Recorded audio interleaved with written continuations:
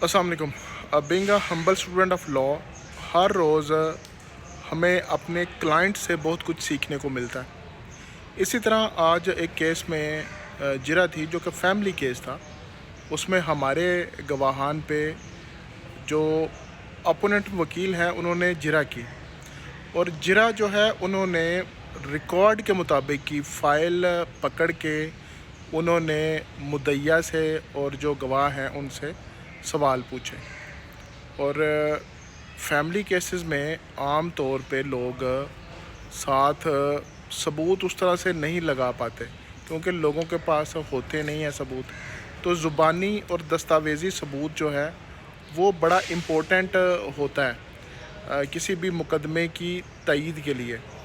तो अगर आप सिर्फ ज़ुबानी शहादत दे रहे हैं और दस्तावेज़ी शहादत नहीं है तो ऑब्वियसली आपका केस उस तरह से मजबूत नहीं होगा।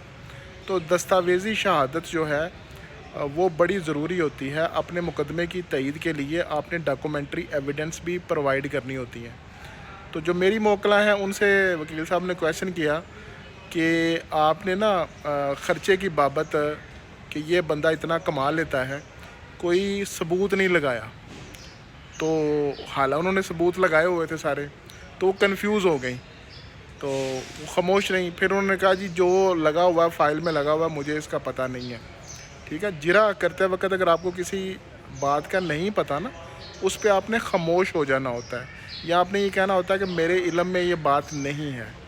ठीक है, वैसे तो आपको कॉन्फिडेंट होना चाहिए, दावे को आपने 5-6 दफ़ा पढ़ना होता है, उसके बाद जो एफिडेविट आप जमा करवाते हैं कोर्ट में उनको पढ़ें। इससे रिलेटेड ही क्वेश्चन होता है, उससे बाहर क्वेश्चन कोई होता है तो वो इर्रेलेवेंट होता है। बाकी अगर जो सवाल पूछा जाता है आपसे, आप उस सवाल के अलावा जो बात करते हैं वो वॉलंटरीली स्टेटमेंट होती है, जिसको हम कहते हैं जी अज़ खुद कहा कि जनाब ये स्टेटमेंट है।